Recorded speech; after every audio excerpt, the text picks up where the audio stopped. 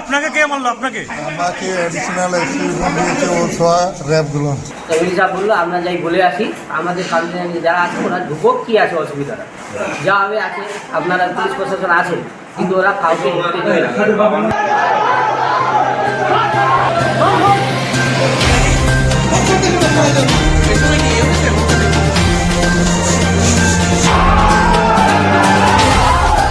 ইসলামপুরে জেলা পরিষদের ভোট গণনা শুরু হওয়ার আগে উত্তেজনা, পরিস্থিতি নিয়ন্ত্রণে আনতে লাঠিচার্জ পুলিশের। ঘটনায় জখম চোপড়ার বিধায়ক হামিদুল রহমান সহ বেশ কয়েকজন। ঘটনাটা গণনাকে কেন্দ্র করে উত্তেজনা ছড়িয়ে পড়ে, বিধায়কের ওপর লাঠিচার্জ হয়।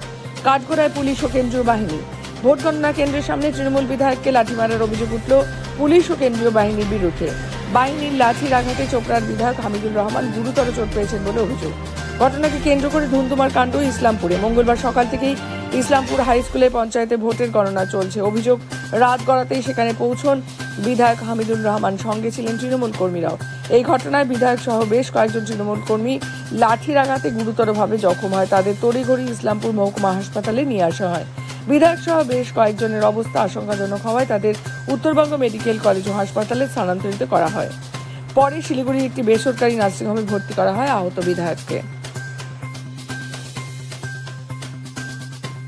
অ্যাডিশনাল এসপি সহ কিছু ফোর্স, কারণ আমাদের কাউন্টিং এজেন্টদেরকে ঢুকতে দেয়নি।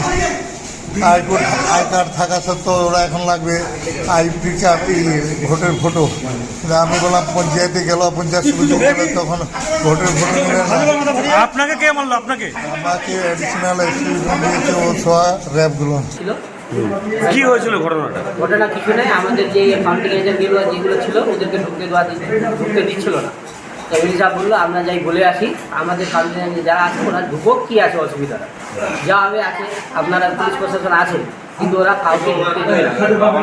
পুলিশ প্রশাসন কাউকে ঢুকতে দিচ্ছে না। কেন্দ্র বাহিনী অর্ডার করে মারধর চালু করেছে, এমনিকে প্রচুর মারধর করেছে। মানে আপনাদের কতজন জখম হয়েছে? কারা কারা জখম হয়েছে? আমাদের 30 থেকে 35 জনের উপরেই জখম হয়েছে। এবং আপনাদের এমএলএর অবস্থা কি আছে? এমএলএ অবস্থা প্রচুর খারাপ, মাথা টাথা ফাটছে, আবার নাক ফাটে গেছে, রক্ত বের হচ্ছে, প্রচুর অবস্থা খারাপ আছে, প্রচুর মারধর করা হচ্ছে।